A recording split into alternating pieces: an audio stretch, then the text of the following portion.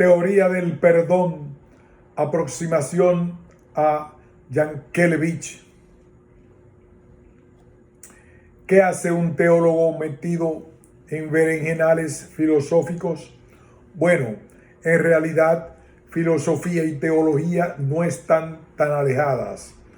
La filosofía es ancilla theologiae.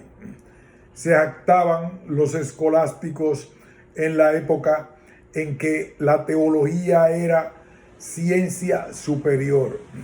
Querían señalar también, aparte de la supeditación de la filosofía, que no hay reflexión sobre Dios sin reflexión sobre la realidad, que no hay ciencia de la fe si no se somete al razonamiento lógico.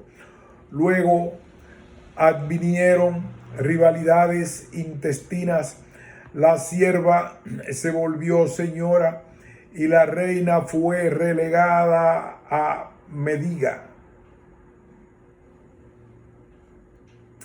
hasta que la nueva señora se encontró ella misma pospuesta a la nobleza decadente y arruinada, posesora de títulos huecos, sustituida por los saberes empíricos de los nuevos ricos. Dos ciencias y un destino. Cabría decir que son primas hermanas, tan antiguas como el pensamiento, revestidas de mitos y creadoras de culturas, buscadoras de sentido y consuelo, ávaras de comprensión y compasión.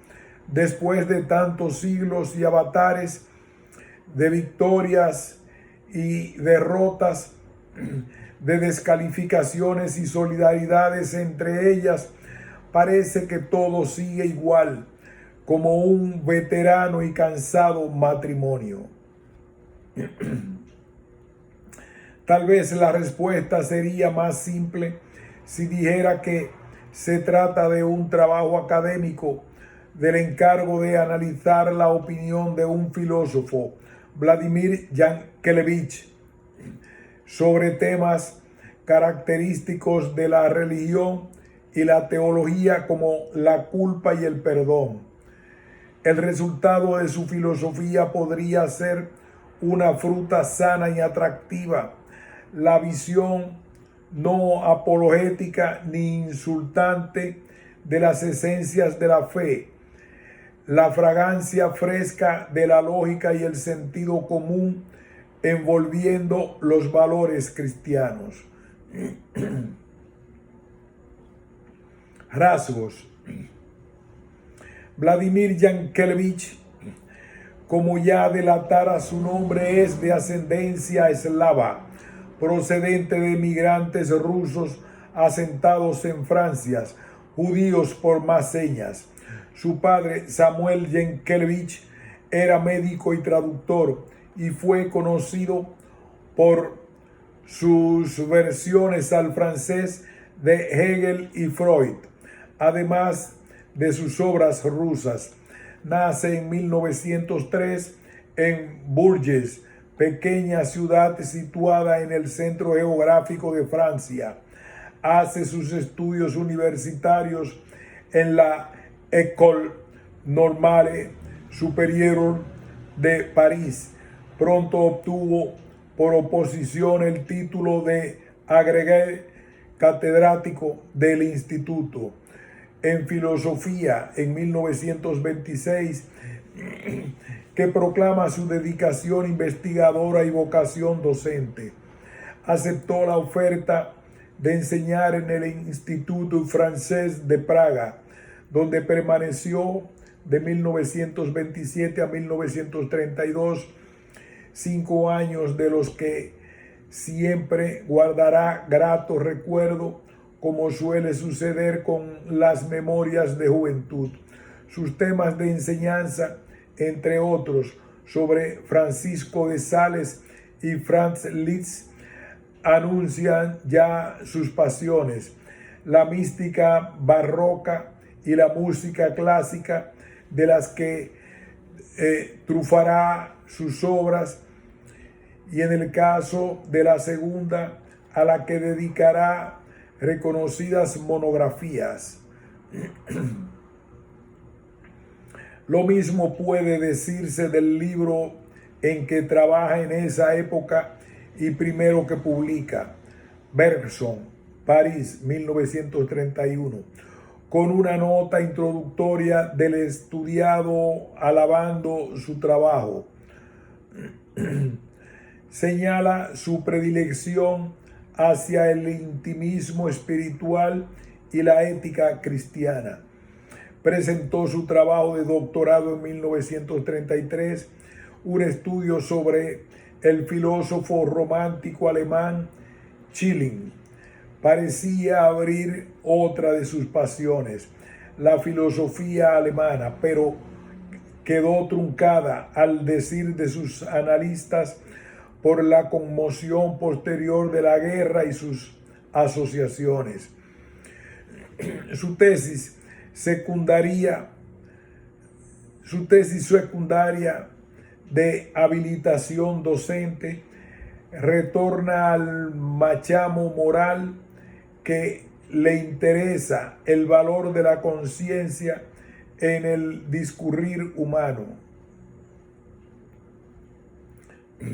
Después de foguearse como profesor en los liceos, institutos de secundaria de Caen y Lyon, entre 1933 y 1936, dará el salto a la enseñanza superior como profesor auxiliar en las universidades de Besançon, 1936, Toulouse, 1937, y Lille, 1939, aprovechando de paso para recorrer el paisaje de su patria de norte a sur.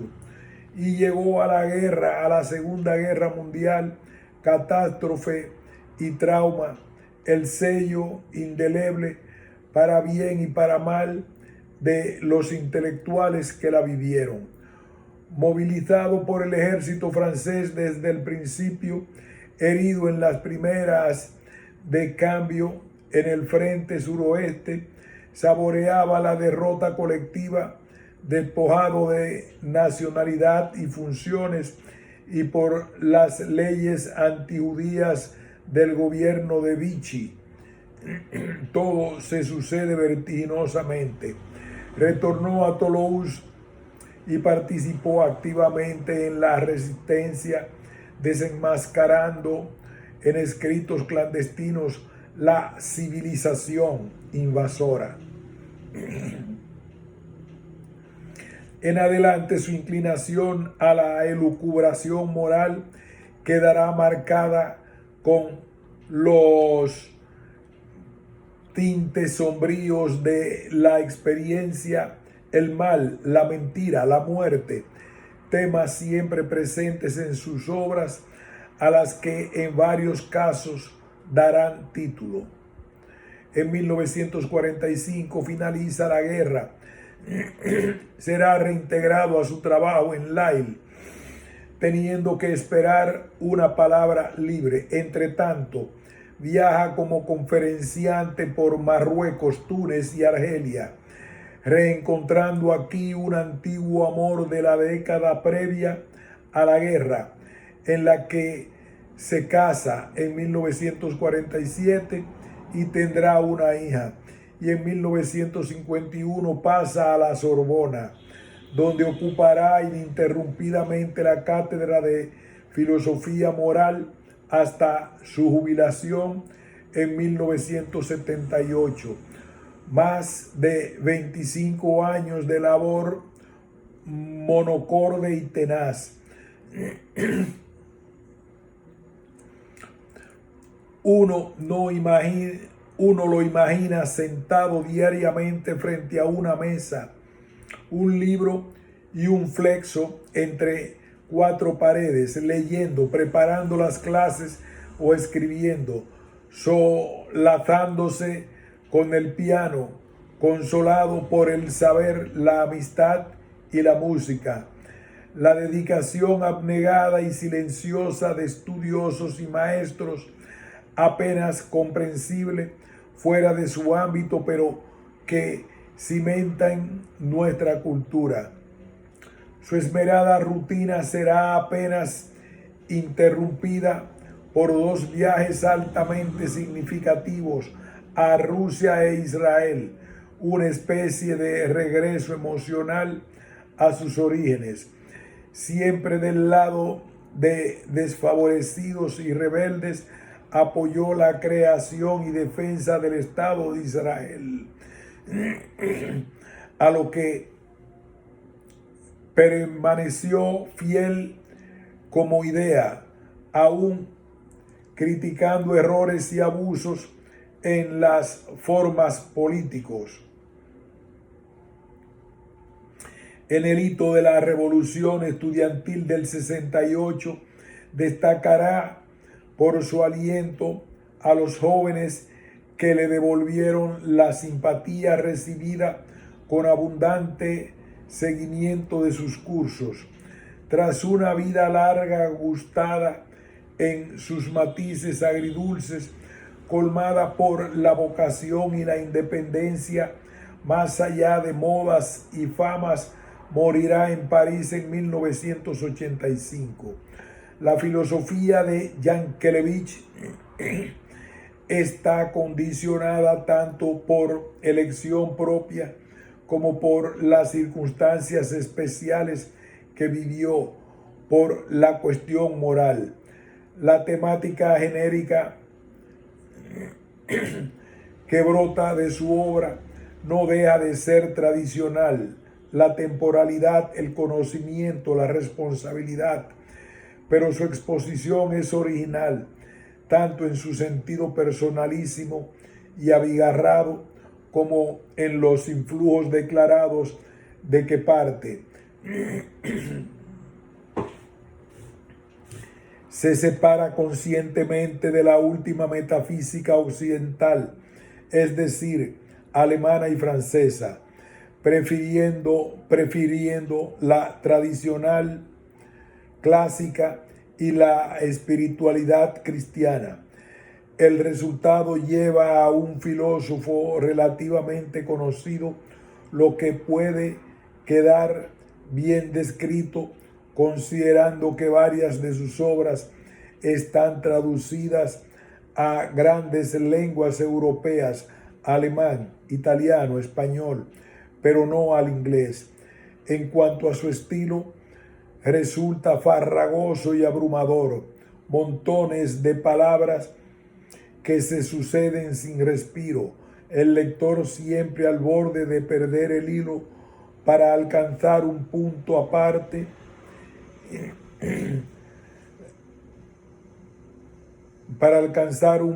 y aparte tiene que jadear durante varias páginas. Del lado opuesto, el manejo de tal caudal lingüístico le hace un gran dominador del léxico y la metáfora. Conoce sinónimos innumerables, crea neologismos, sabe descender a comparaciones cotidianas y hermosas. Su discurso vuelve altamente mediterráneo, esto es, pautado por el barroquismo latino, sin que pueda saberse si esto es mejor o peor. Los anglosajones, al contrario, siempre fardan su concisión y rigor. Peligra el narcisismo lingüístico, estilismo puro, indiferente a la sustancia. Gana en hálito poético, expresividad emotiva. El contenido es frecuentemente difícil de entender. A veces no solo se sabe muy bien de qué está. El contenido es frecuentemente difícil de entender. A veces no solo no se sabe muy bien de qué está hablando, sino que tampoco importa mucho que no lo sepa. La tentación que planea es que si el lenguaje es comunicación, si alguien no logra hacerse entender, ¿para qué esforzarse en entenderlo? Para alguien, para algunos, sin que se sepa muy bien el origen del prejuicio, claridad se asocia todavía a superficialidad, mientras hermetismo rima con calidad y profundidad, aunque más bien parece un retruécano estéril, pero al revés, rechazar sin más lo que no se comprende inmediatamente es terriblemente injusto.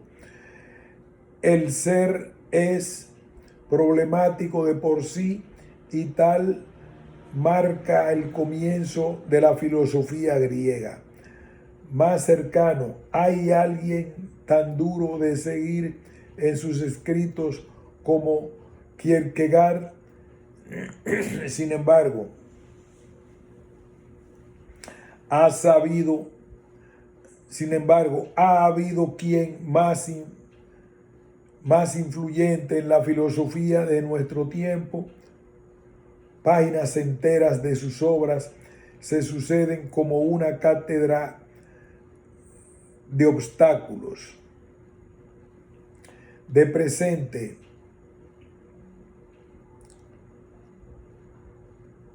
repetimos este párrafo.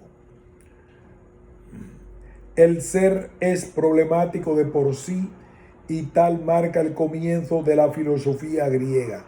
Más cercano, ¿hay alguien tan duro de seguir en sus escritos como Kierkegaard?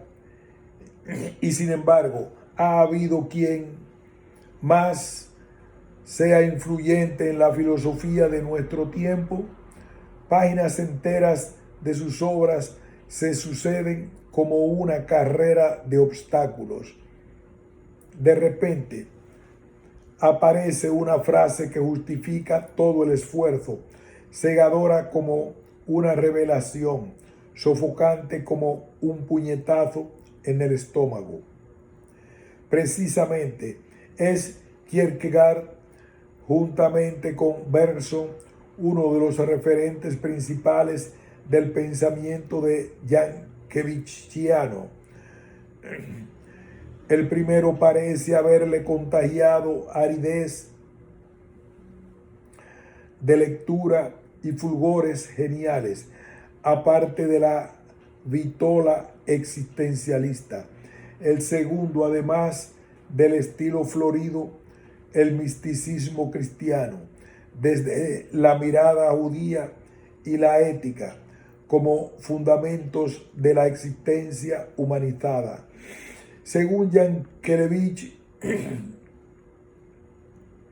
lo vivido y el instante, lo que surge de la experiencia individual y la irrepetibilidad de la existencia de cada uno, debe ser objeto central de la filosofía. Trata de huir de la abstracción y la pura lógica que distorsionan el saber para allegarse al estallido vital del hombre. Su elucubración clasifica 3 senderos filosóficos: las verdades necesarias teóricas del racionalismo de un lado y las evidencias superfluas del empirismo de otro, de las que quiere escapar como el preso de la cárcel, derivando hacia la unicidad de la caducidad personal lo que de verdad le interesa. En este último camino encuentra la conciencia del mal y el dolor de lo que es imposible sustraerse, a no ser con la ignorancia o la ironía. Si inicialmente justificó la ironía como el consuelo distante ante la amargura de la realidad en su contingencia radical acabó por imponérsele. no queda más remedio que asumir la intransferibilidad de la conciencia, su pena y su grandeza. La esencia humana es la temporalidad y el instante, la agudización de esa esencia. Por eso, nada hay hecho en moral. Todo debe rehacerse constantemente y a la hora de establecer un baremo de acción, le serán más excelsas las virtudes del instante, caridad, valentía, pues brotan de las situaciones únicas individuales que las virtudes del hábito, justicia, fidelidad, sostenidas por principios generales, siempre por revalidar, con ser las segundas igualmente importantes. La simpatía hacia la moral del cristianismo, en coincidencia con sus maestros mayores, aún sin ser el creyente, se hace especialmente recomendable y cercano a nosotros. Sus libros parecen a veces una filosofía de la ética cristiana, una reflexión sin revelación que puede, sin embargo, ayudarnos a tomar la revelación sin reflexión.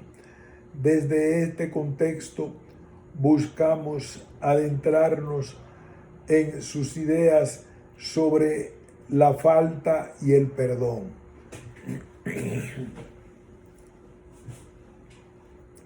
El mal.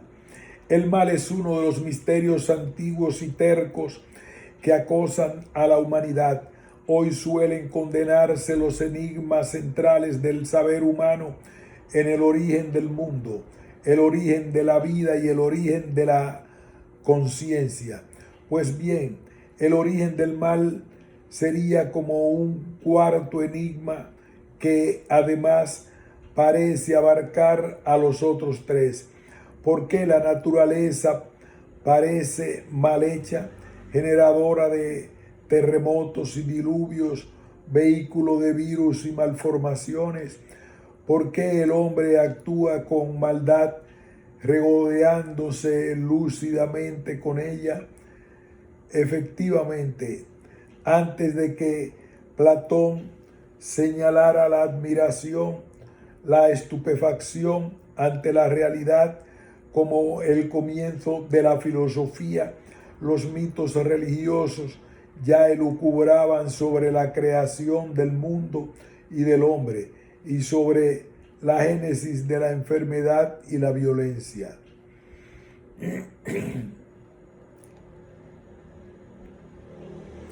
Es también muy antigua la subdivisión del mal en cuanto surgido de la naturaleza, mal físico o provocado por la libertad del hombre, mal moral.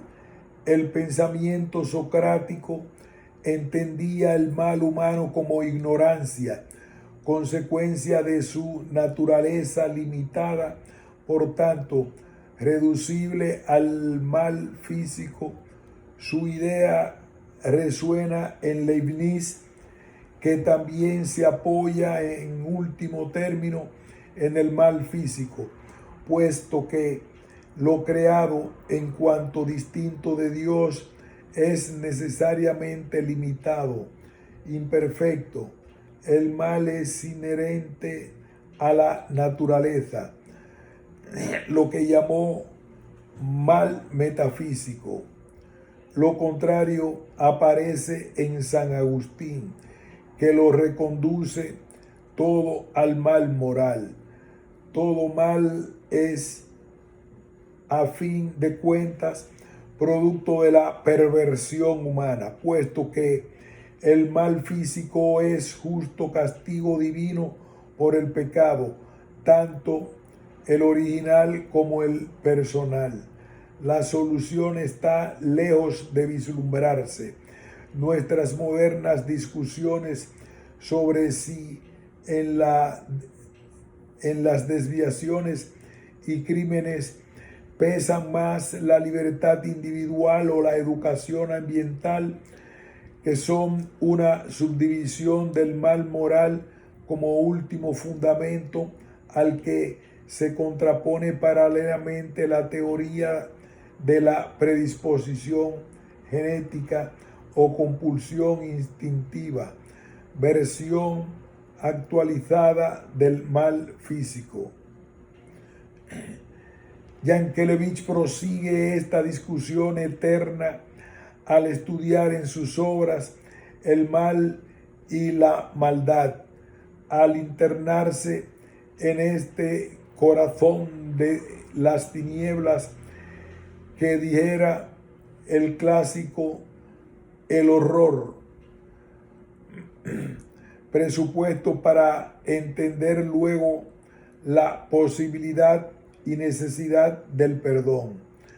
La impresión de que la solución del dilema le parece en principio insignificante, en último análisis da la impresión de que la solución del dilema le parece principio insignificante, en último análisis sobre todo imposible. El caso es que la existencia humana es siempre incerteza, inseguridad. El hombre, criatura anfibia mixta de cuerpo y alma, está consagrado por la maldición de la alternativa a la impureza y a la orgía de la confusión. La absurdidad. Inicialmente, Yankelevich parece insertarse en la línea leibniziana. Esta angina de pecho, esta falta de aliento que se llama imperfección, define primeramente la existencia, en tanto que la existencia y no solo impura continuación, sino limitación y finitud creatural.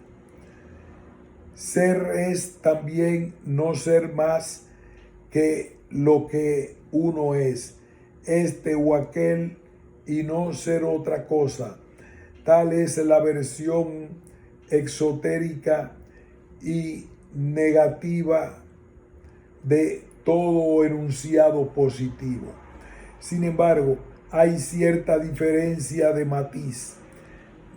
Si para Leibniz la imperfección constitutiva fundamenta la comprensión última de la negatividad de las cosas, para Yankelevich es sólo el contexto de la explicación principal que se pueda dar al trasfondo sobre el que destaca el nudo de la cuestión. Se percibe en su consideración de los valores. Un valor es tal en cuanto colma una necesidad humana, en cuanto supone una utilidad saludable. Valeo, tener salud. En este sentido, remarca nuestro autor, todos los valores son iguales, pero resulta que los valores son muchas veces inconciliables o al menos discordantes. Así, por todo el caso, se impone elegir, esto es, echar menos discordantes.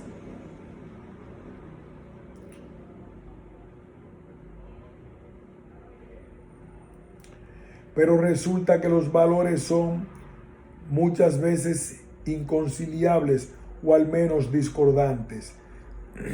Así que, en todo caso, se impone elegir, esto es, echar mano de unos desechando los otros. Hay que aceptar, excluir y renunciar si se quiere utilizar y disfrutar. No sirve el de todo un poco. Hay que tener el coraje del sacrificio. Mas si los valores son todos iguales, no todos valen, pero hay que eliminar necesariamente unos al escoger otros. Ya estamos maniobrando en cierto absurdo.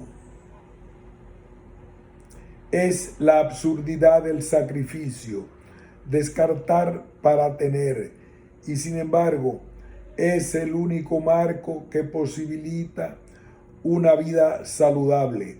Naturalmente existe un valor primordial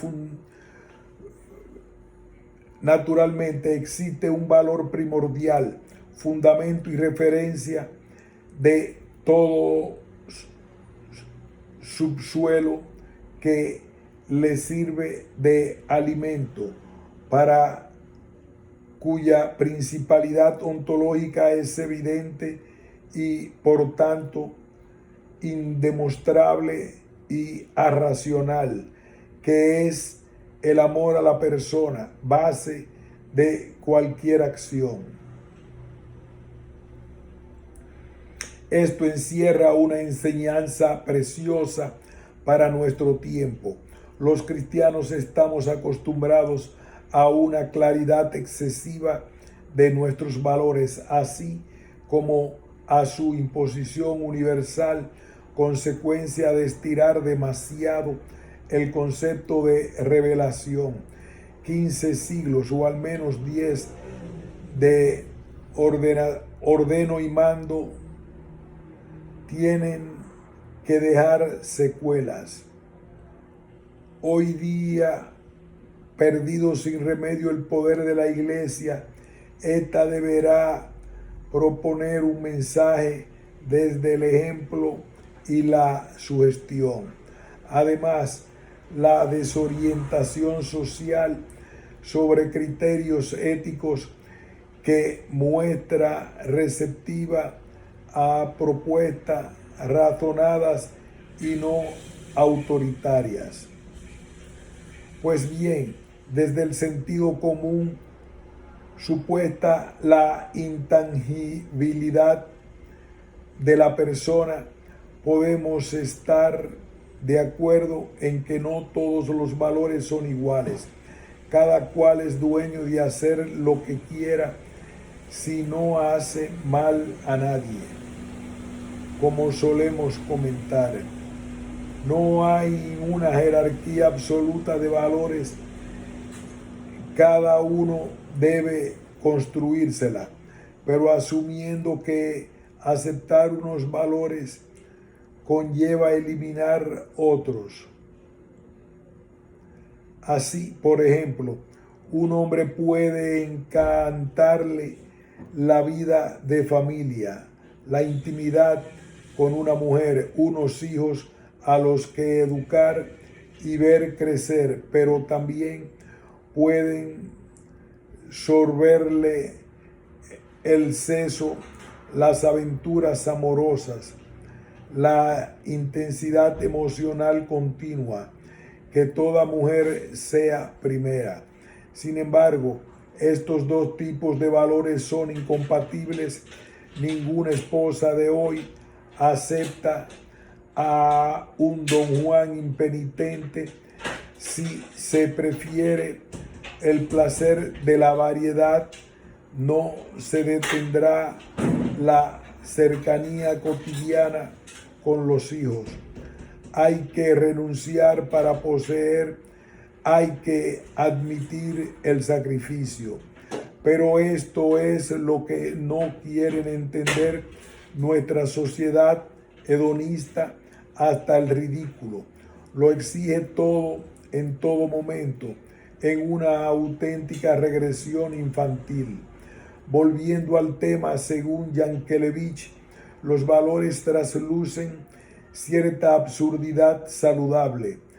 Se podría seguir la línea optimista el adjetivo de su diagnóstico, aceptar la limitación existencial que constantemente se nos impone como un modo de concentración en lo escogido, que en fútbol el balón tenga que entrar bajo determinadas condiciones entre los tres palos de la portería para ser gol no es una imperfección, sino las reglas del juego.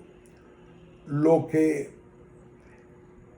canaliza e intensifica su búsqueda, lo que otorga el orgullo de la superación o el dinero una vez conseguido. Pero es imposible eliminar la línea pesimista, el sustantivo de la frase, la absurdidad, esta estalla en la vida del hombre como un soldado infortunado, la bomba entre las manos.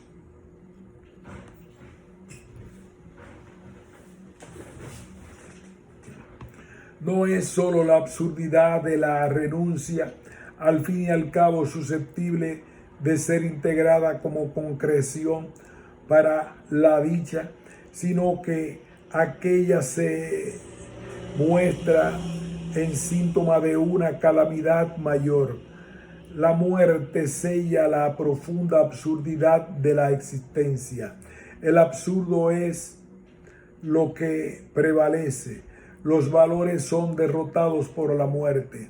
No se trata de una imperfección de fondo derivada de la limitación de lo creado, que hay que asumir y así poder alcanzar cierta autorrealización. Para la existencia humana, la muerte es la imperfección absoluta. La vida se le muestra como una vía inviable, un proyecto ilusionante condenado al fracaso. El amor es necesariamente desgraciado y desgraciado no por un fracaso accidental, sino desgraciado por una imposibilidad central y constitucional. Así que el mayor de los valores no hace sino ahondarnos en la desdicha. En conclusión, todos los problemas que no sean la muerte son pseudoproblemas. Todos los verdaderos problemas son formas del problema mortal, que es el problema por excelencia, es decir, el misterio de los misterios. Y además resulta problema insoluble eterno la enfermedad de la existencia, que es una enfermedad incurable, insoluble. La vida es dura, como suele decirse, al final siempre acaba matándote. El escándalo.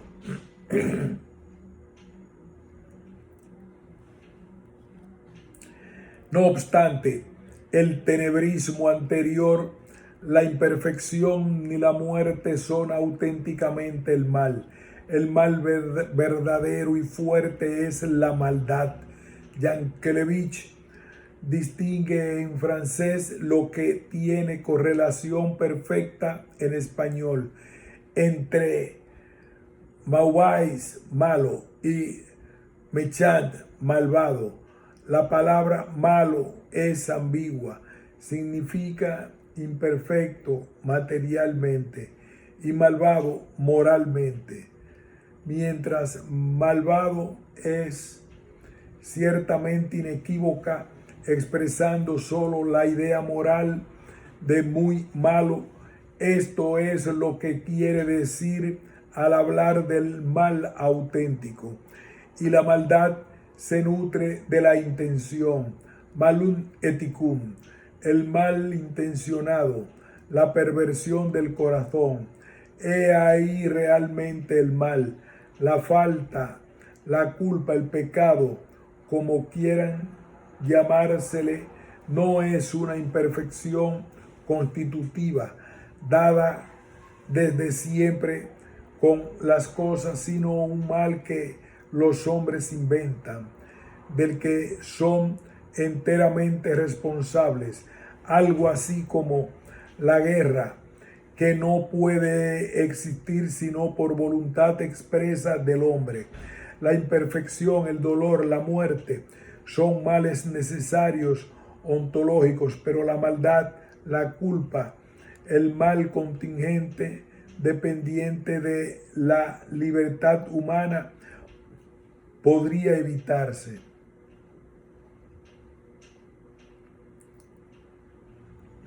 Yankelevich rechaza el optimismo socrático y en general del helenismo de que nadie quiere el mal conscientemente, de que quien se decide por el mal en realidad lo está tomando por un bien, que el pecado es más bien un lapsus, según él, una libertad que solo puede elegir el bien, no es una libertad completa. Por tanto, no es libertad.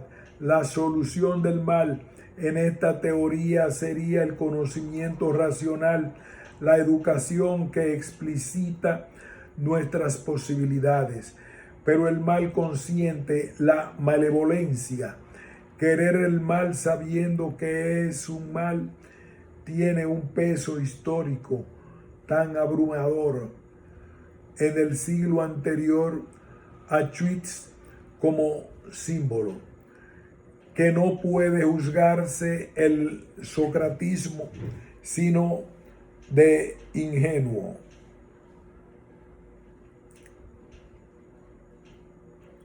Desecha igualmente la opinión platónica que interpreta el mal como consecuencia de la contaminación que el cuerpo realiza en el alma, sentidos como coacción irracional al espíritu. La raíz está en el orfismo, la síntesis griega de la religiosidad dualista oriental, actualizado luego por estoicos, gnósticos y neoplatónicos, y reargüido a través del pecado original cristiano. Mal es más que nada mancha, alma patricia, un cuerpo plebeyo, el predominio de los instintos, el vicio, un vértigo del cuerpo. Aquí la solución del mal pasará por mimar la esencia humana, el alma, y controlar y castigar el inductor, el cuerpo. En una salida irreal, cada hombre no son dos sino uno, por más que pueda disociar y admirar sus potencialidades anímicas respecto de la fragilidad somática. Demonizar los apetitos sensibles es autodestructivo. En este caso, los cristianos sabemos muy bien de qué se habla, puesto que el cristianismo ha heredado y contribuido a agravar y expandir esta idea. El cuerpo es el origen de las pasiones que atormentan la placidez del alma. El pecado original, la causa de que el cuerpo haya quedado corrompido. El remedio del pecado es la penitencia corporal. Prefiere el resquebrajamiento aristotélico de la ecuación socrática. Hacer el mal por ignorancia no siempre es hacer el mal involuntariamente, pues no no toda ignorancia es excusable. Si la práctica crea el hábito, los actos malos continuados crean la maldad personal, de modo que uno se hace culpable de su carácter. El actuante humano, por tanto, en su elección y disposición, es señor de su obrar y puede ser injusto a sabiendas. Aristóteles compromete en la responsabilidad del querer en la construcción humana del propio destino.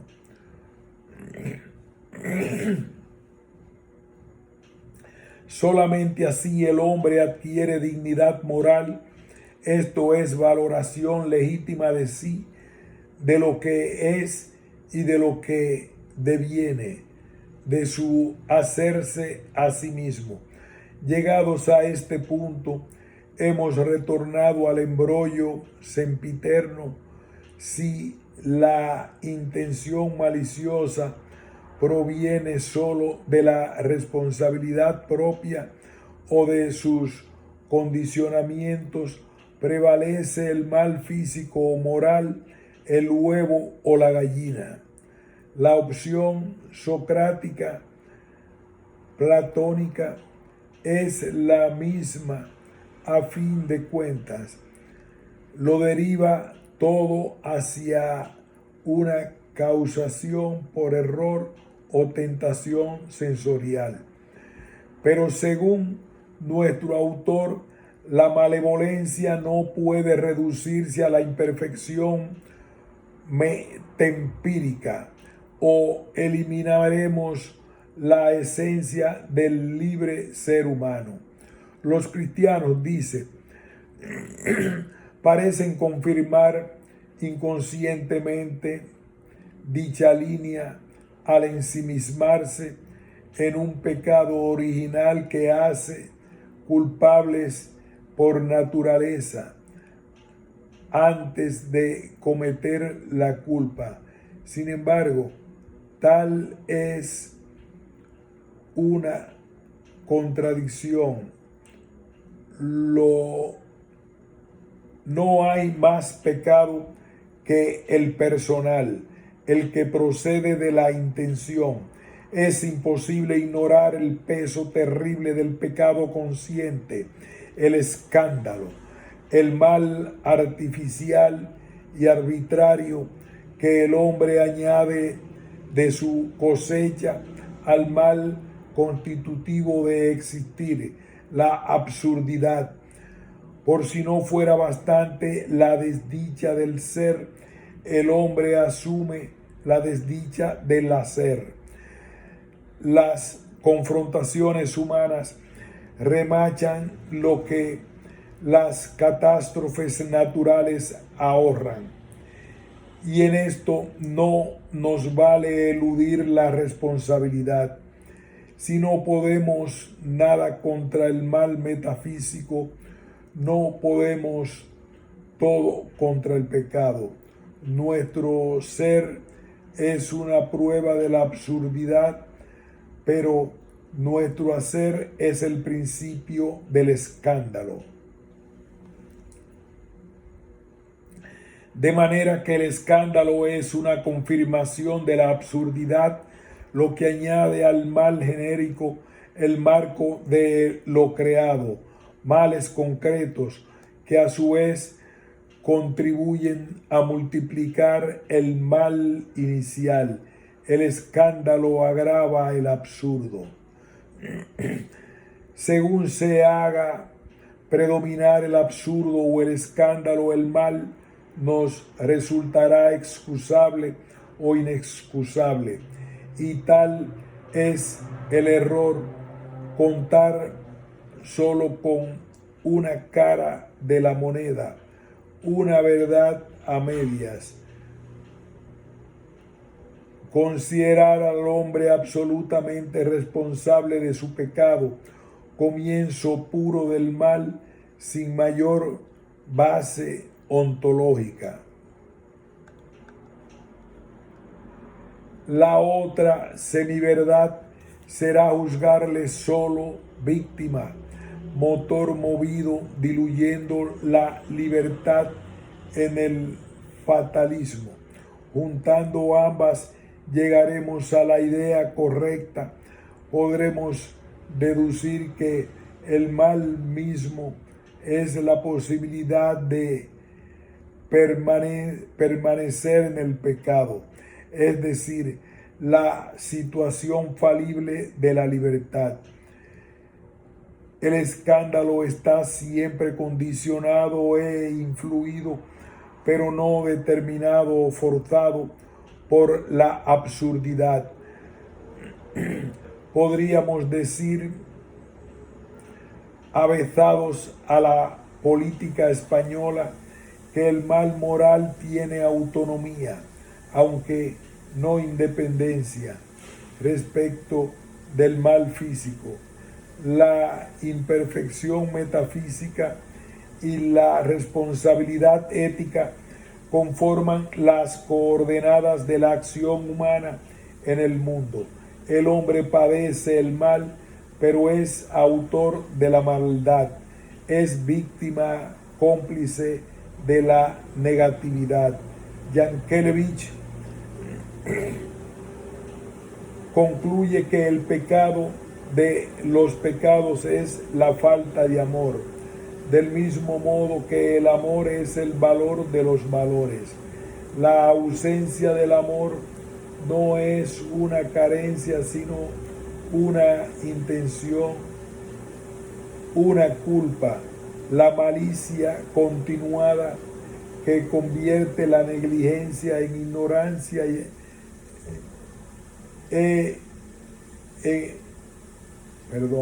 la ausencia del amor es una carencia.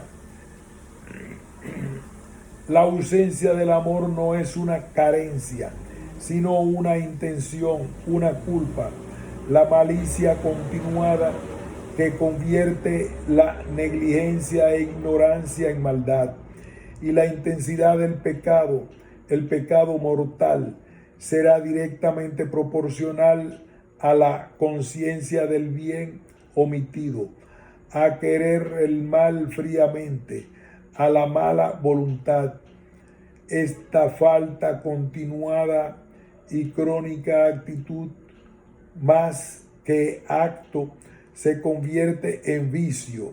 El pecado frecuentativo de malevolencia, el odio, la mala voluntad es la que hace existir el mal al desearlo, que proyecta su valoración en la cosa odiada.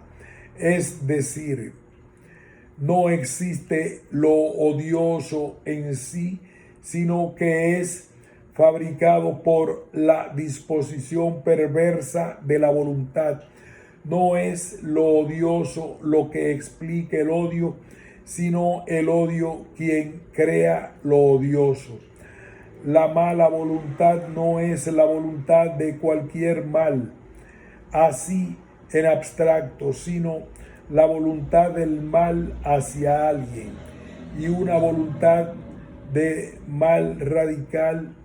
El malvado simplemente desea que el objeto de su odio no exista. Precisamente esto deviene una situación desesperada e insostenible para el malvado, negando al otro como consanguíneo, consustancial, confraternal, congenital. Es asimismo a quien niega el perdón. Contra el mal físico nos precavemos con la ciencia y la medicina, si bien la absurdidad es finalmente invencible. ¿Y cuál es la respuesta adecuada al mal moral? La justicia o el perdón, el castigo que repara el desorden causado, o la indulgencia que libera de espiral de odio y venganza. La mala conciencia. Todo el mundo tiene en general buena conciencia. Nadie se reconoce faltas ni se estima culpable en lo más mínimo. Esto es de sobra conocido. Cada quien está convencido de su derecho y de la injusticia de los demás hacia él. Este diagnóstico parecería tomado de algún ensayo sobre la postmodernidad, el nihilismo axiológico o los jóvenes apáticos de la segunda mitad del siglo XX. Yankelevich, sin embargo, lo ha visto como una tendencia común del hombre y la sociedad, presente en todo tiempo y lugar, teorizado ya con Aristóteles, para quien el placer es un propósito evidente de conducta, el impulso básico de toda criatura que afirma su existencia. Pues bien, la felicidad, el motor de la ética clásica, no difiere del placer más que en racionalidad, en ordenamiento lógico. El goce se consume en la espontaneidad e inmediatez, mientras la dicha se organiza para la duración y el largo plazo. La conciencia moral, la capacidad de discernir el bien y el mal, presiona hacia la felicidad, que por eso es el bien, y repele el dolor, el mal. Es natural, por tanto, que el hombre rechace la mala conciencia, pues el remordimiento es dolor. Sin embargo, con ello ha quedado dicho que el remordimiento forma parte de la conciencia. Es más, el remordimiento es la conciencia en su forma más aguda. Una inflamación de conciencia, pues en él se manifiesta de modo particular el espíritu, la apertura para trascender la mecánica instintiva. La conciencia es, pues, también la capacidad de percibir el dolor moral, algo que todo hombre posee, aunque intente de ordinario adormecerla. Suele suceder que la mala conciencia llega siempre tarde. No nos dice lo que hay que hacer, sino lo que habría sabido.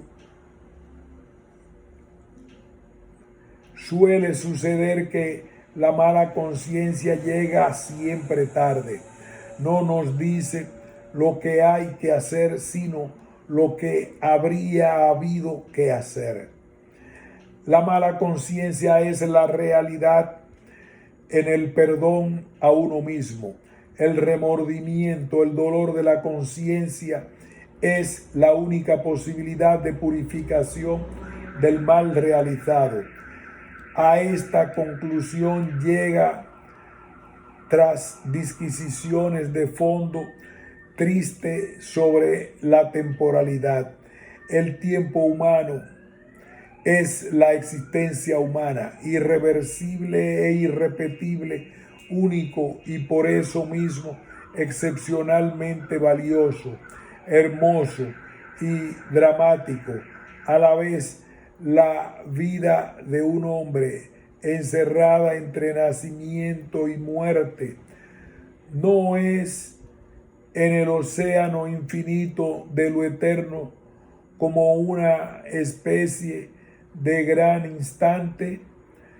La religión, la moral y la filosofía en buena medida ponen lo mejor de sí mismas para dar respuestas y consolar, pero no llegan más que a posibilidades imposibles. El estoicismo trivializa lo irreemplazable, la excepcionalidad trágica de la existencia, como si la mismidad de cada uno no fuera única e incomparable, es decir, nos inserta en el cosmos dejándonos engranados como un pequeño fragmento del todo. Nuestro sufrimiento no es más que un detalle de un orden superior. El individuo no puede creerse el centro del universo. El cristianismo, por su parte, es más piadoso que la indiferencia estoica. Quiere hablar al corazón más que la razón, pero pospone la solución al futuro, lo centra todo en la esperanza escatológica compensadora, que por eso mismo no compensa nada la laceración presente. La conceptualización naturista desdibuja mi tragedia privada en la inmortal juventud de las primaveras y de las metempsicosis, mientras que la promesa religiosa escamotea mi pena en los cielos de oro de la atanasia. La irreversibilidad del tiempo es en sí misma dolor, y una mala acción en ese marco implica una cristalización insoportable de dolor, el sufrimiento inconcebible de lo irreparable, pues una reparación contradice la irreversibilidad del devenir. El remordimiento será la aguda conciencia de una culpa que ya no es posible contrarrestar, a no ser que la reparación sea el remordimiento mismo, la desolación por la imposible marcha atrás de una falta, el arrepentimiento, el pecado mismo, es decir, el mal en sí, para curarse, engendra el dolor de la mala conciencia, es decir, el mal de la desdicha personal. Yankelevich utiliza términos cristianos, aunque sin darle enteramente ese sentido, para mostrar la catarsis que brota de la mala conciencia.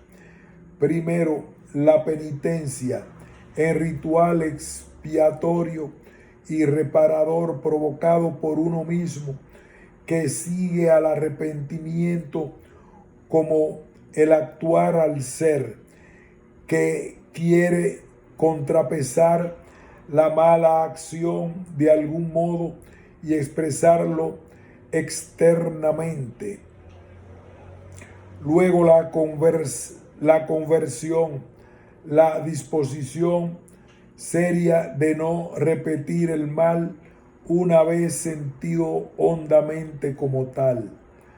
A este punto, en la conversión, queda ya esbozada la redención, la recuperación del culpable. Todo ha comenzado con esta especie de gracia que es el dolor puro del arrepentimiento. Quiere decir que el punto de partida del remordimiento no se explica muy bien, es causa sui, es como si brotara de la nada, nace por sí mismo en el interior de la conciencia, y así el dolor del arrepentimiento debe la falta de penitencia, y así el dolor del arrepentimiento debe la falta, penitencia, conversión y recuperación personales van a ser su secuencia lógica.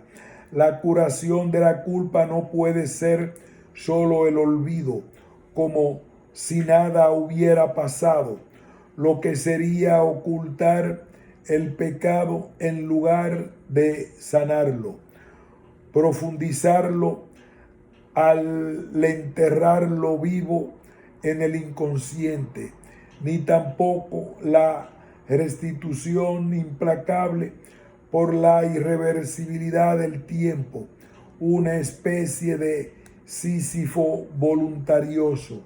Solo la mala conciencia en su desgarro purificador puede dar valor y sentido a un pasado culpable.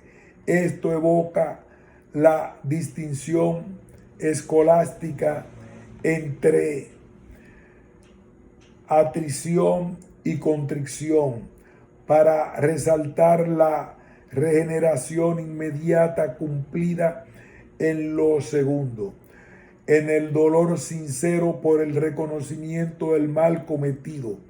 El remordimiento es el perdón instantáneo, gratuito, inmerecido, que hace curables nuestras faltas y que prepara la remisión. Deber de perdonar. ¿Y qué decir del perdón a los demás? Es decir, el perdón desde el punto de vista del ofendido, de las víctimas, de los derrotados por la maldad.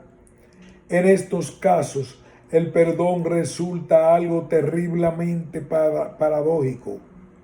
¿Y qué decir del perdón a los demás? Es decir, el perdón desde el punto de vista del ofendido, de las víctimas, de los derrotados por la maldad. En estos casos el perdón resulta algo terriblemente paradójico, muchas veces excepcionalmente difícil y sin embargo siempre un deber.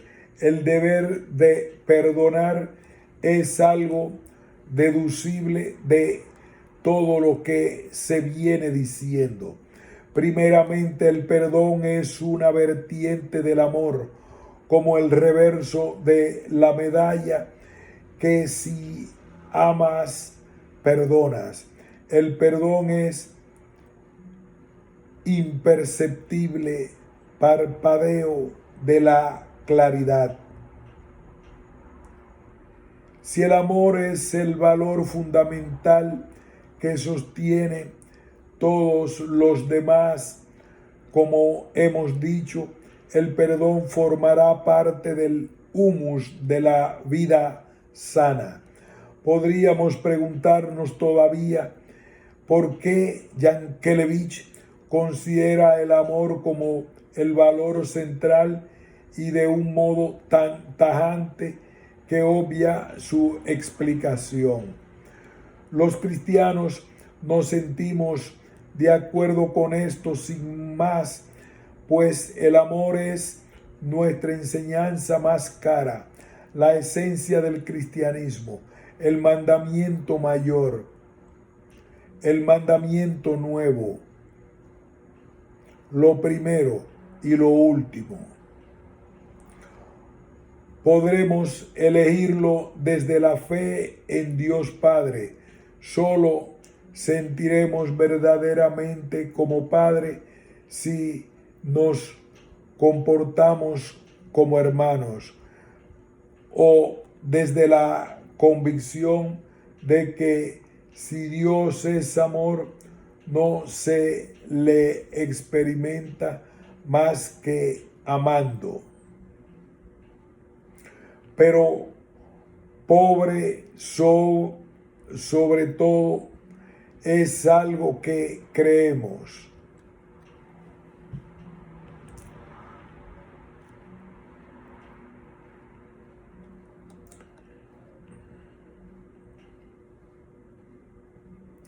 podremos colegirlo desde la fe en Dios Padre. Solo sentiremos verdaderamente como Padre si nos comportamos como hermanos, o desde la convicción de que si Dios es amor, no se lo experimenta más que amando. Pero sobre todo es algo que creemos.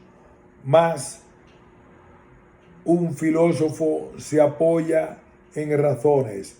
Nuestro autor supone la vida como el haber principal, la ipsidad personal. No puede renovarse nunca.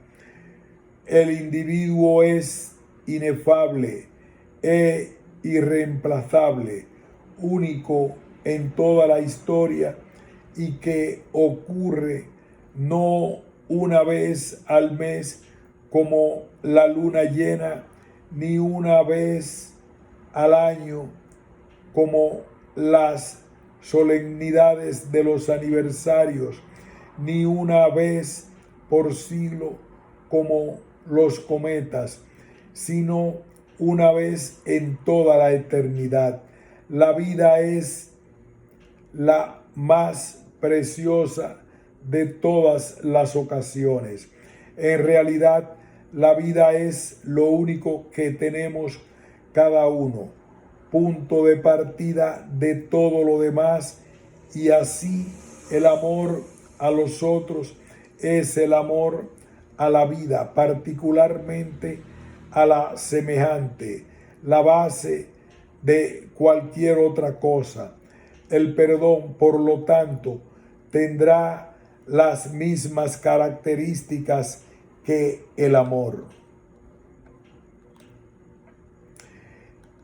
Es gratuito, desinteresado. El valor en sí no necesita nada a cambio. Dicho poéticamente, como el amor que ama lo no amable y por consiguiente no lo debe al valor de su objeto, como este amor no va a ser fecundo y manifiesto entre todos los amores, como no va a ser sinónimo de libertad, en su incondicionalidad reside su eficacia.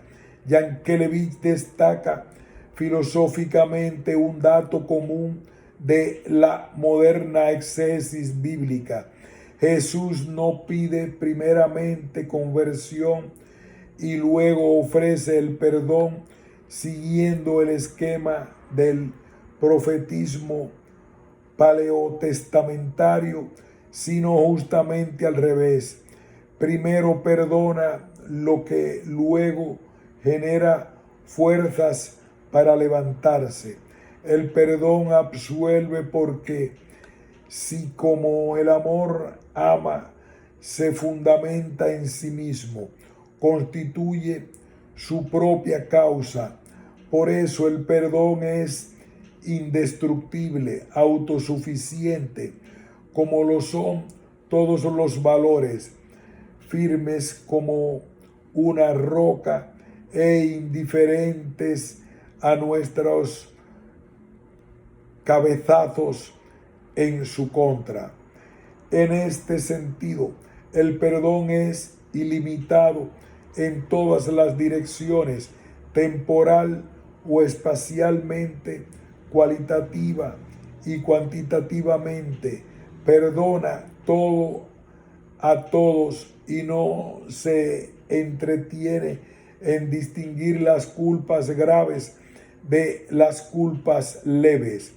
En su infatigable paciencia, su inquebrantable confianza, su inagotable generosidad está en prueba de los crímenes más inexpiables.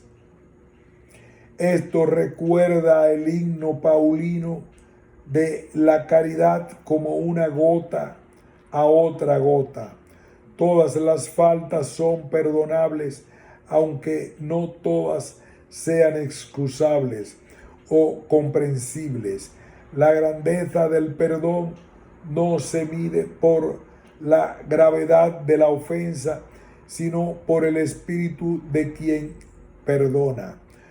Todo esto no significa que el perdón sea fácil, todo lo contrario, pues supone tragarse el amor propio, el honor o la fama que veneran nuestros clásicos y la mentalidad popular. Al implicar una renuncia a la compensación, el perdón conlleva buenas dosis de sacrificio.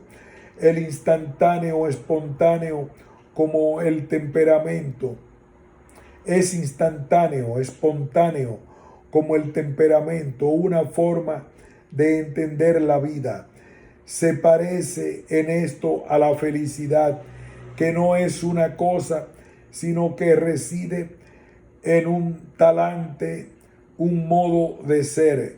Jesús exhorta al humillado y al abofeteado a tender la otra mejilla, no 20 años después del bofetón, no después de pensárselo bien, después de haberse reposado la afrenta y procurando olvidar, sino acto seguido.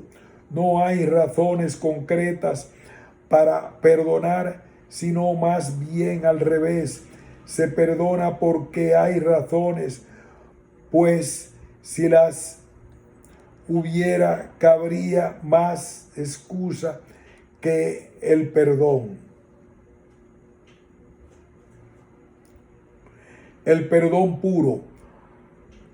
No hay razones concretas para perdonar, sino más bien al revés. Se perdona porque no hay razones, pues si las hubiera, cabría más la excusa que el perdón. El perdón puro, como forma de carácter personal, sin contraprestaciones, aunque no sea exactamente posible, aunque tan solo norme el ideal que nunca se alcanza, dibuja el horizonte difuso de la dicha. Con esto no se dice que el perdón sea olvido, como se dijo respecto de la mala conciencia, pues tal devendría solo un rencor mal curado, presto a reaparecer en cualquier momento.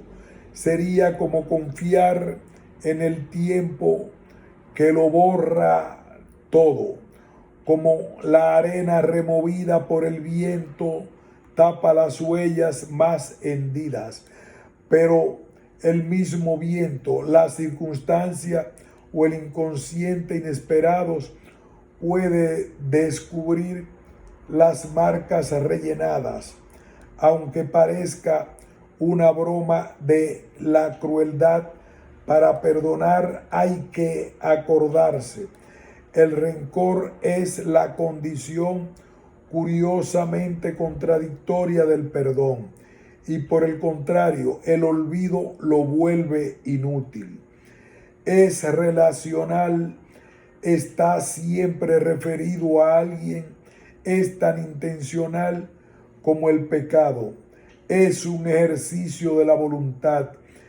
En este sentido, puede suponer un heroísmo, a veces tremendo, que se llegue a perdonar al torturador tras haber sido torturado por él.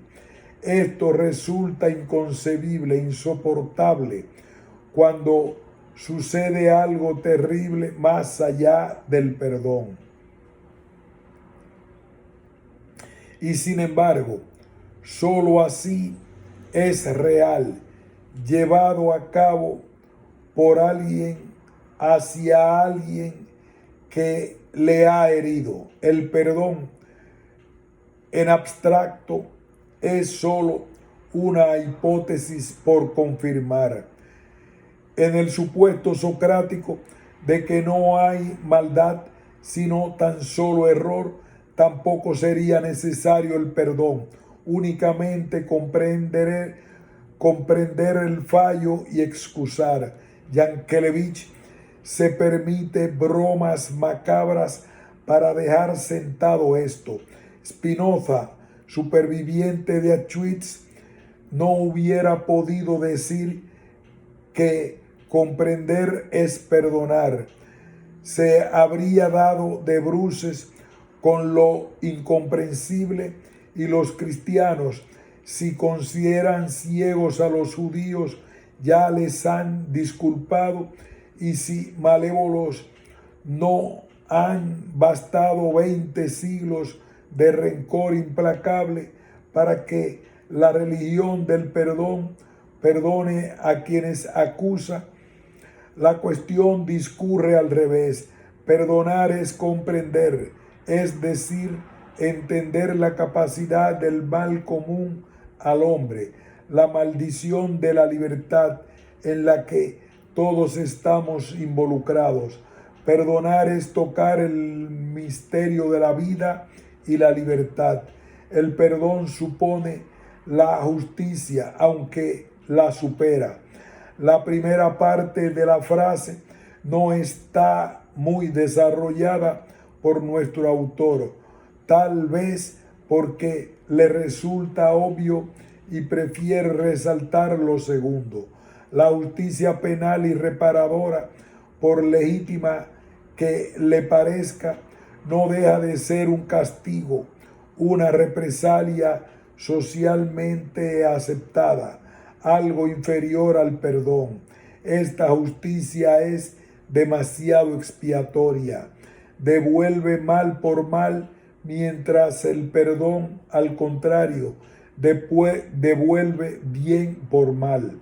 El perdón pide renunciar a la tentación vindicativa, sobrepasar la justicia, aunque ésta sea necesaria para la armonía social, para frenar el mal, desbaratar en lo posible sus efectos. Por eso, para el acreedor, el perdón es la renuncia a un derecho, una culpa que perdonar al culpable es primeramente un rencor que desbancar a uno mismo, pero después hay que intentar recuperar al malvado para el bien sin transigir con su maldad. No puede tolerarse una malevolencia desfachatada. Por tanto, la justicia está incluida en el amor y el perdón.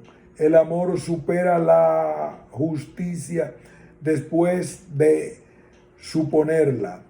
Este perdón tan magnánimo, este amor al malvado, no es amor a su maldad, lo que sería una perversidad morbosa, sino amor del hombre mismo en su versión más difícil, en la negrura de su libertad, de lo que todos participamos, en la aceptación del hombre en su esencia ambivalente, esencia común al ser humano, aceptación de la propia similitud ontológica con el culpable, pero no se ama al culpable a causa de su culpa, sino a pesar de su culpa. En este mismo sentido se expresa la tradición cristiana, que habla de detestar el pecado, pero amar al pecador. El apoyo nacional que ha ofrecido Yankelevich es igualmente cristiano, aunque perdido en nuestro inconsciente colectivo. Todos podemos ser igualmente pecadores, aunque no lo seamos de hecho. ¿Acaso no simboliza eso el mito del pecado original, una solidaridad negativa de esencia? ¿No es igualmente el mensaje indirecto de la antítesis que nadie está libre del rencor, del mal deseo, de la mentira, origen de los mayores crímenes? Además, da una segunda razón, asimismo, impensadamente cristiana.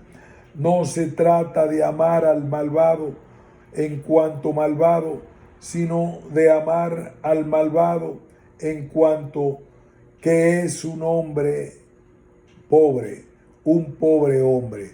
El malvado no solamente es un hombre, partícipe de la condición común, sino también un pobre hombre que revela la miseria de la realidad humana en su pecado. Alguien que no ha entendido la sustancia de la vida. El amor no es más que un desdichado que merece compasión, por mal que haga, aunque haya que pararle los pies de todos modos. El perdón, así diseccionado por Yankelevich, es asumible punto por punto por los cristianos, aunque no se basa en la revelación, sino en razones éticas en el sentido clásico, las movidas por el impulso de una vida feliz. Parece inscribirse en la corriente eudemológica de la filosofía griega, continuada más tarde por Spinoza. Sin embargo, no está nada alejado de su contenido. La fe cristiana alienta también a la felicidad, signo e impulso de la salvación o felicidad completa. E igualmente para los cristianos el perdón es una de sus notas características, un gemelo del amor, y partiendo del amor, la esencia del cristianismo se sigue en el perdón, es también constante. 70 veces 7 en matemáticas son 490, pero en el Evangelio significa siempre, universal respecto personas y ofensas. El prójimo es todo. El prójimo es todo hombre que uno encuentra.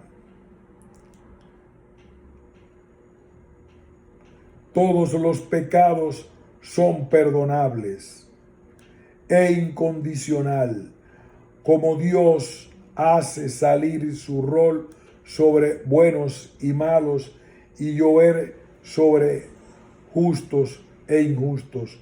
Respecto a la incondicionalidad, hay una puntualización destacada por Yankelevich que inicialmente parece contradecir a la fe, pero que en último análisis se descubre coincidente.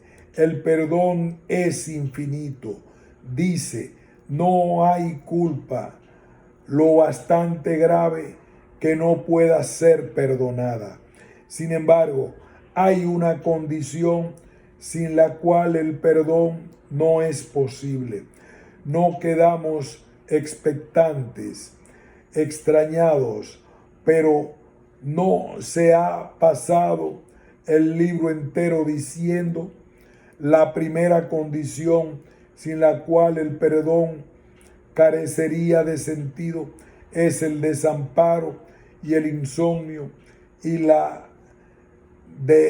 reelección del culpable, y aunque no corresponda al perdonador plantear esta condición representa aquello sin lo cual la problemática del perdón resulta una simple payasada.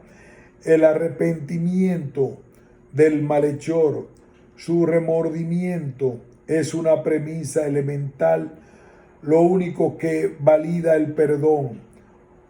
Podríamos decir que para perdonar a otro es imprescindible que el otro perdone a sí mismo. La lógica subyacente es estricta, aunque Yankelevich no la explicita. La libertad malintencionada es el mal propiamente dicho, el mal entre los males.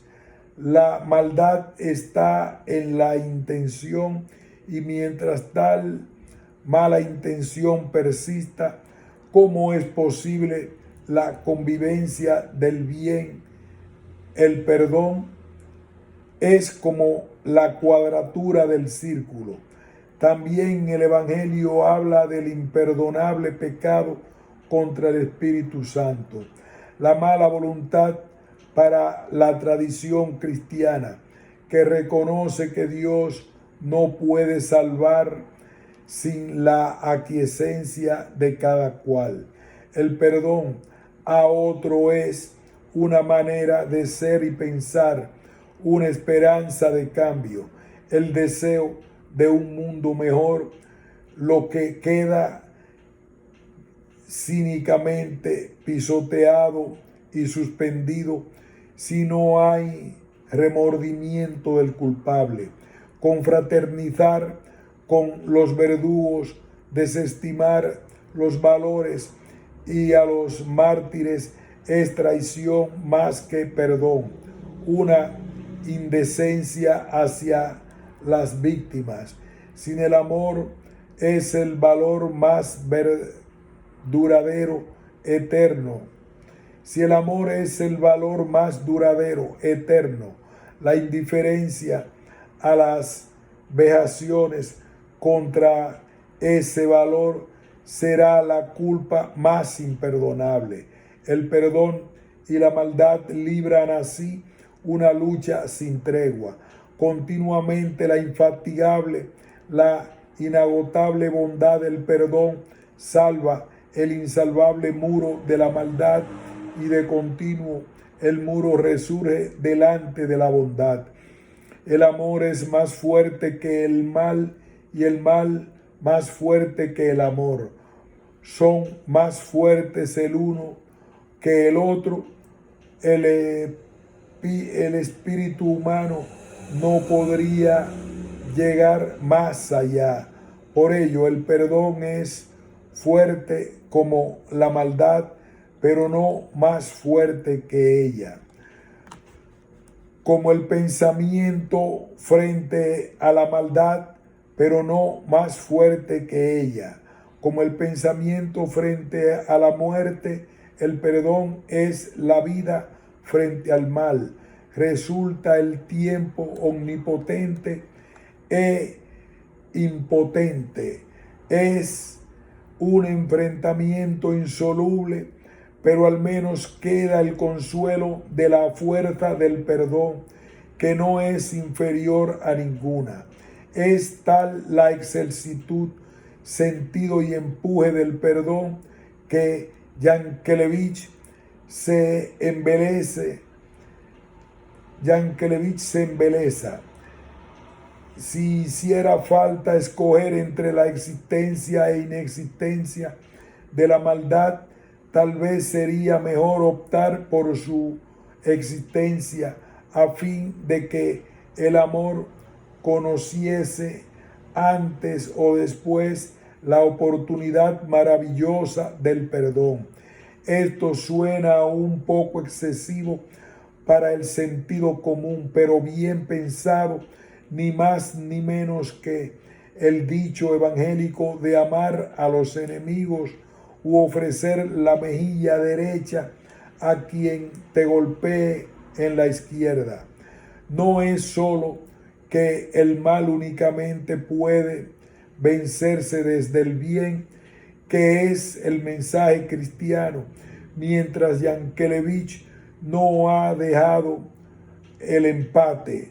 Es también que el amor no se siente con toda su fuerza, más que desde su contrario, igual que no puede apreciarse enteramente lo inestimable de la vida, más que desde la conciencia de la muerte, o la belleza de la luz y el color, sino en la desazón de la oscuridad. También para él aquí reside la esencia del cristianismo.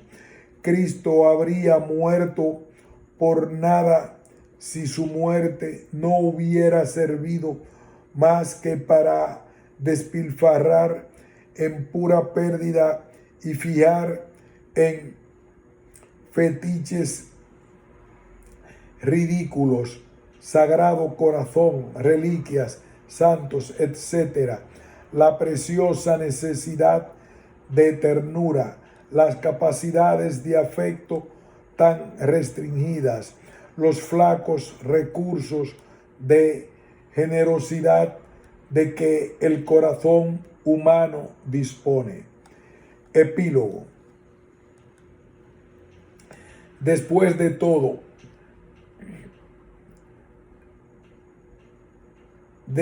de todo este recorrido, queda claro que la filosofía no es solo el arte de decir lo que todo el mundo sabe, de modo que nadie lo entienda, como reza el chiste estudiantil. Es también indagar en las emociones profundas del hombre, ordenadas. Es pensar los límites del ser, hablar de lo enigmático, interrogar el misterio de la existencia. Es una necesidad humana. Ayuda a vivir conscientemente, a palpar mínimamente la felicidad imposible sin resaltar la propia esencia racional. El que no piensa es como el que no vive. Oí decir, sin ánimo docente, como de pasada, a un misionero perdido en el ajetreo de su labor en la Amazonía, necesitando de meditación. El perdón es una evidencia cristiana, casi interiorizada genéticamente tras siglos de predicación, pero la cotidianidad práctica lo contradice permanentemente, incluso lo imposibilita como cosa de lelos o pánfilos, de los que el mal se va a aprovechar empeorando a fin de cuentas las cosas. Es necesario razonarlo, asimilarlo como convicción íntima a prueba de decepciones. La aportación de Yankelovich, como la de otros filósofos en otros temas, resulta impagable. También para los cristianos, demasiado engreídos por una revelación que parecen pensar controlar. Podemos discordar con Yankelovich en su diagnosis de la absurdidad como última palabra.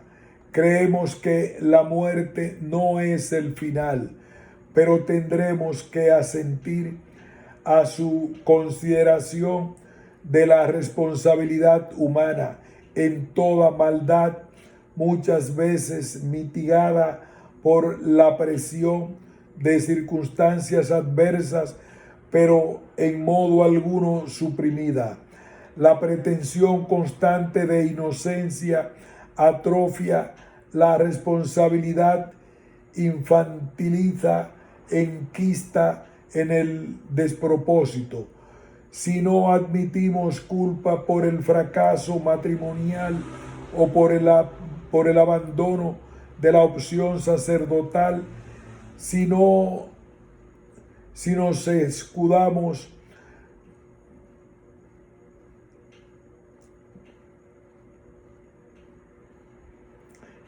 escudamos en inmadureces juveniles o incapacidades transitorias cuando pensamos ser adultos, podrá haber oportunidad de recomenzar la vida a partir de cero, pase lo que pase, pero no a costa de sacudirse los errores como la caspa de las sombreras. Si no reconocemos las faltas personales, graves o leves, ¿cómo podemos arrepentirnos? ¿Cómo vamos a mejorar si somos principescamente inocentes?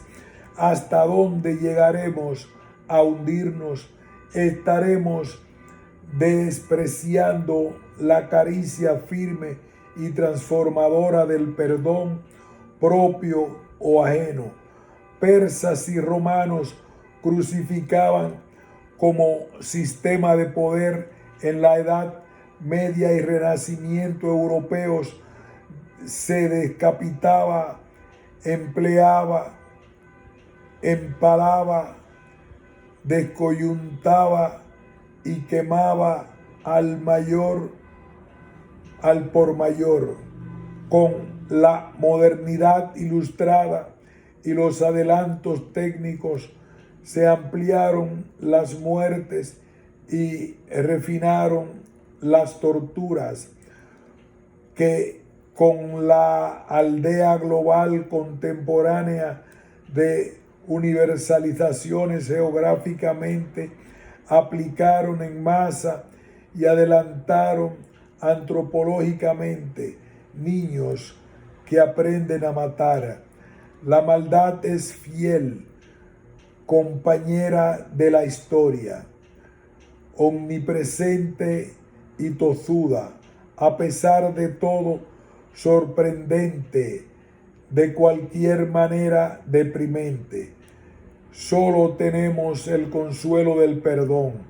Es difícil decir esto a las víctimas, pero el perdón, como la esperanza y la justicia, es un modo de mirar al cielo azul, una defensa contra el mal.